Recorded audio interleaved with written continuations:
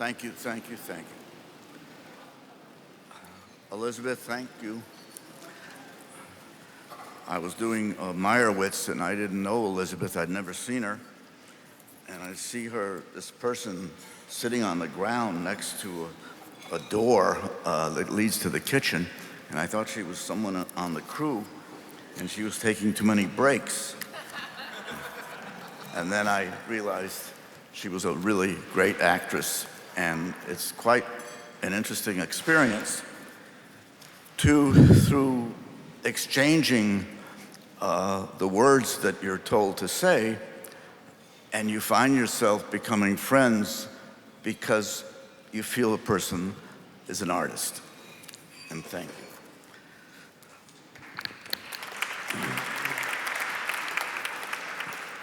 Elizabeth comes from the theater, and so do I. Oh my gosh, there you are. Sorry, I saw. Can't believe it.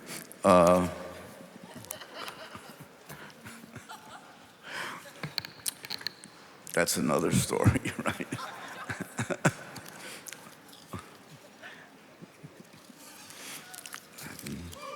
Sorry.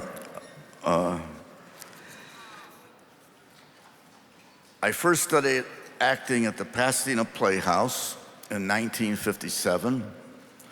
My teacher, Barney Brown, introduced us to the book An Actor Prepares by Stanislavski. Because of this,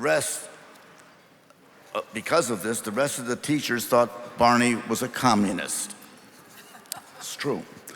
Gene Hackman was also a student at the school, and after about 3 months, he literally got kicked out for not having any talent. He was so good, it didn't look like acting.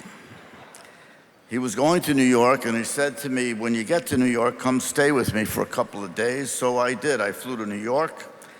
I took a bus from the terminal to some place on 2nd Avenue where they let you off. I looked across the street. I saw a man urinating on a bus tire, and I said, I'm home. I couldn't wait to get to New York to study with Strasberg to be an actor. My first film, an indie, which in those days was just called a low-budget film, was called The Tiger Makes Out by Murray Schiskell. I had one line.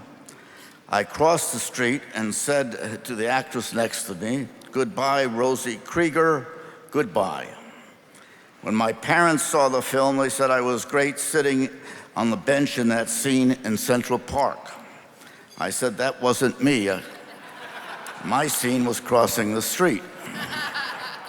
Had my part been larger, this would have been a compliment. We're all trying to disappear into roles. When we prepped Tootsie in New York, I didn't want to make the film unless we could get the makeup right, unless I could walk unrecognized down the street as Dorothy. We did months of tests. I even went to pick my daughter up from school dressed in character. She's been in therapy ever since. One afternoon, I went to the Russian tea room in costume, and there was Jon Voight sitting at a table. I went over, leaned over, and I told him that he was my favorite actor and started reciting some of my favorite films that he had been in, including Midnight Cowboy. He had no idea it was me. It's the ultimate compliment. Looking back at Tootsie, putting on a dress wasn't just a joke. And the actors that saw that film understood what it was really about. Tootsie was a movie about actors desperate to work, because most actors aren't that lucky. It took me 8 years to get my first acting job, and it was off Broadway. I was called a character actor, and that often meant you're not handsome. But I kept at it because doing the work is the only way actors choose to survive. These are just stories, but when taken together, they suddenly add up to a life's work. I'm here tonight in part because of the Meyerowitz stories.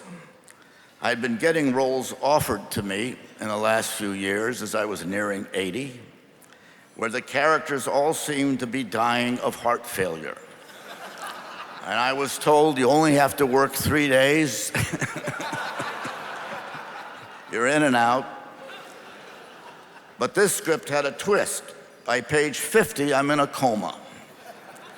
I met with this man, Noah, the writer-director, and we kept meeting 3 or 4 days a week for months, talking about our families, about growing up, about living in New York.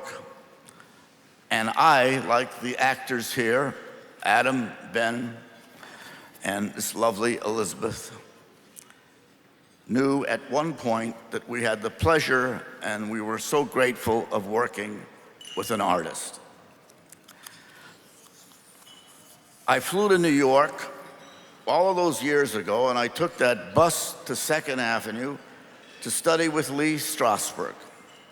He and Sanford Meisner and Stella Adler, these were cathedrals of learning. Young actors would think nothing of spending 10 years studying with them.